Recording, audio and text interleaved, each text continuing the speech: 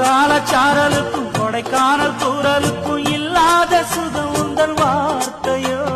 நாடோடி மன்னனுக்கும் ராஜராஜ சோழனுக்கும் உண்டான வீரம் உந்தன் வீரமோ. ஒன்ன முழுசாக முத்தமிட வேணும்.